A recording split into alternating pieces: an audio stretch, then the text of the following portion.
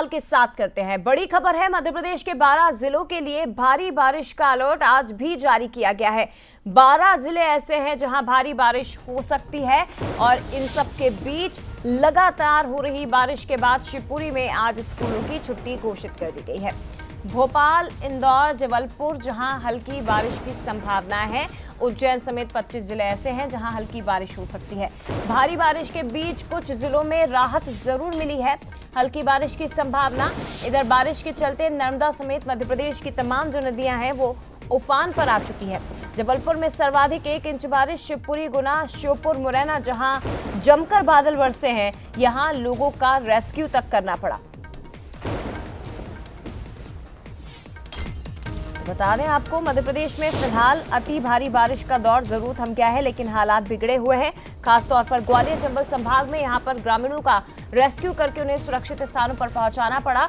बारिश के कारण सब कुछ बर्बाद हो गया, गृहस्थी तक बर्बाद हो गई, चपेट में आ गया है सब कुछ बाढ़ के पानी में, जिसके बाद लोगों की जिंदगी देवदूत यानी कि एसडीआरएफ की टीमों ने बचाई।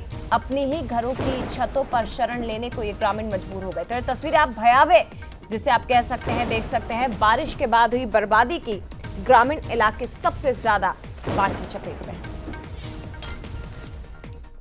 और कोलारस में तेज बारिश से सिंध नदी में बाढ़ आ गई, जिसके बाद 27 स्कूली बच्चों का रेस्क्यू करना पड़ा। सेना ने बच्चों का सुरक्षित रेस्क्यू किया। जानकारी दे दें कि सिंध नदी में आई बाढ़ के बाद ये स्कूली बच्चे जो फंसे हुए थे पचावली गांव में, स्कूल से लौट रहे थे और इसी दौरान पानी बढ़ गया, बच्चे फंस गए और सूचना जैसे ही एसडीआरएफ की टीमों को लगी, तुरंत टीमें मौके पर पहुंची। सेना के ये जवान जिन्होंने बच्चों का रेस्क्यू किया। बदरवास के प्राइवेट स्कूल के तमाम छात्र जब स्कूल से लौट रहे थे, इसी दौरान बाढ़ के पानी में फंस गए। पानी ज्यादा होने के चलते बच्चों को स्कूल में ही ठहरा दिया गया था। वहीं से सुरक्षित रेस्क्यू 27 बच्चों का किया। मुकेश हमारे साथ और ज्यादा जानकारी के लिए जुड़ गए हैं। मुकेश, क्या जानकारी, क्या हालात इस वक्त बने हुए हैं और सभी बच्चों का सुरक्षित रेस्क्यू सेना के जवानों ने किया? जी जया, मैं आपको बताना चाहूंगा कि ये परसों की बात है, जब बच्चे अपने स्कूल से पढ़ने के बाद घर की तरफ बढ़ रहे थे तो सिंध नदी का बहाव तेज होने की वजह से पुल पार नहीं हो सका और बच्चे घर नहीं पहुंच सके। वैकल्पिक रास्ता चुना गया जहां से करीब 30 किलोमीटर के दूसरे रास्ते से घर पहुंचना था, मगर जैसे ही गाड़ी पचावली के पार पहुंची तो वहां पर भी पानी पुल के ऊपर से आ चुका था। वापस लौटने के रास्ता भी बंद हो चुका था क्योंकि सिंध भी अपने पुल के ऊपर जा चुकी थी पानी। तो वहां पर बच्चे फंस गए थे। वहां के ग्रामीणों ने उनकी व्यवस्था की। करीब 30 घंटे बच्चे वहां पर रहे। कल यहाँ पर सेना बुलानी पड़ी थी तमाम जगहों पर, यहाँ पर रेस्क्यू हुआ था। तो उसी में से एक रेस्क्यू ये भी हुआ जहाँ से 30 बच्चे सेना ने सुरक्षित निकाले। सभी जनप्रतिनिधि मौजूद थे, सभी परिजन भी चिंता में थे, मगर सेना ने सफल ऑपरेशन किया और बच्चों को निकाल लिया गया। उसके बाद बच्चे अभी भी उसी स्कूल में ठहरे हुए हैं जहां से वो अपने घर के लिए निकले थे। बाकी 13 बच्चे स्कूल में रात रुके हैं। बाकी शेष जो 14 बच्चे थे उनके रिश्तेदारों के यहाँ उनकी सहमति से पहुंचा दिए गए हैं सुरक्षित। जया, बच्चों को स्कूल में अभी भी क्यों ठहराया गया है मुकेश? क्या अभी ऐसे हालात नहीं है कि इन्हें घर तक पहुंचाया जा सके, या जिन इलाकों में रहते हैं वहां पर भी अभी बाढ़ आई हुई है?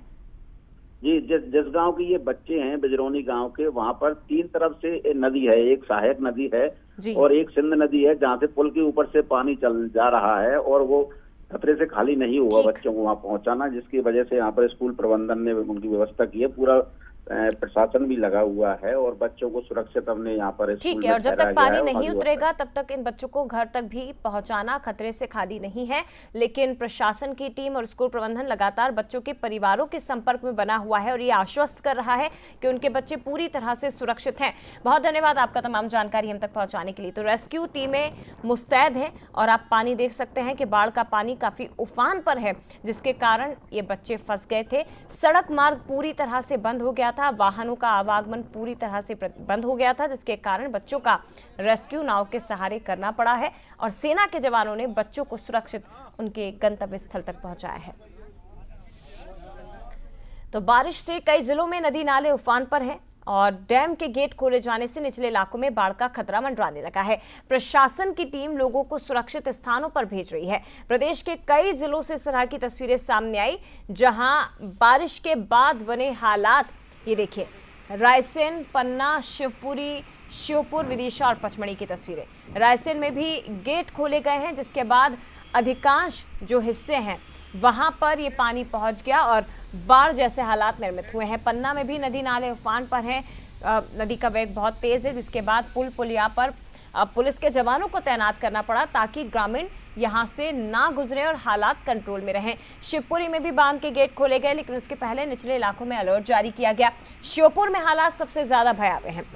गलियों में, वाद में, रिहायशी इलाकों में हर जगह पानी भर गया है और मानो श्योपुर शहर ही तालाब में तब्दील हो गया हो।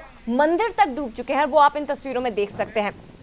नाव तक चलानी पड़ी एसडीआरएफ की टीम को। विदिशा में भयावह हालात, बर्बादी की तस्वीरें, मंजर आपकी आंखों के सामने, जब घर के अंदर पानी भर गया और पूरी गृहस्थी को बर्बाद कर दिया। पचमढ़ी में हालांकि कुछ खूबसूरत सी तस्वीरें इन भारी बारिश के बीच निकलकर सामने आई है। प्रकृति का खूबसूरत नजारा पचमढ़ी में दिखाई दिया। सीधे रुक करते संवाददाता सूरज शर्मा का हमारे साथ और ज्यादा जानकारी के लिए लाइव जुड़ गए हैं। सूरज, लगातार कई दिनों से हो रही भारी बारिश जिसने बर्बादी की तस्वीर हमारी आंखों के सामने लाकर खड़ी कर दी। अब आने वाले वक्त के लिए मौसम विभाग का क्या कुछ कहना है, क्योंकि भोपाल समेत कुछ हिस्से अभी ऐसे हैं जहां फिलहाल बारिश थमी हुई है। क्या कुछ कहना है मौसम विभाग का?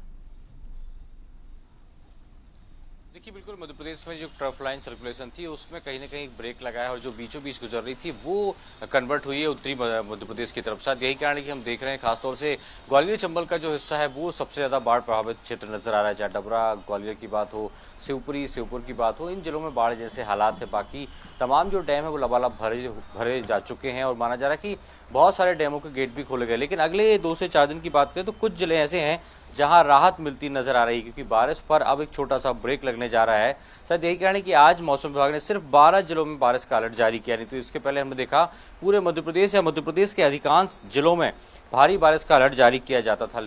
तो माना जा रहा है कि अब बारिश पर एक हल्का सा ब्रेक लगेगा। राजधानी भोपाल में भी हैवी रेन का अलर्ट था, लेकिन आज सुबह से देख रहे हैं हम बारिश पर जो ब्रेक है वो लगा नजर आ रहा है। लेकिन ये बात जरूर है कि जिस तरीके की बारिश होनी चाहिए थे, कई लगभग आधा दर्जन से ज्यादा जिले ऐसे हैं जहां पर बारिश का कोटा पूरा हो चुका है, यानी कि जितनी बारिश मानसूनी सीजन में होनी चाहिए उतनी बारिश हो चुकी है। कई जो बड़े जलाशय हैं, डैम हैं, वो लबालब भर चुके हैं और माना जा रहा है कि अगले 2 से 3 दिन यानी 1 या 2 अगस्त की बात करें तो कुछ 10 से 12 ही जिले ऐसे हैं जहां पर तेज बारिश का अलर्ट जारी किया है। तो माना जाए कि एक राहत की खबर है। जहां पर बाढ़ जैसे हालात हैं वहां पर रेस्क्यू ऑपरेशन चल रहा है। ऐसे में कहीं ना कहीं जब बारिश पर ब्रेक लगेगा तो रेस्क्यू काम आसानी से हो पाएगा। शिवपुरी में हमने देखा सेना को बुलाया गया है, शिवपुर में भी हालात वैसे ही हैं।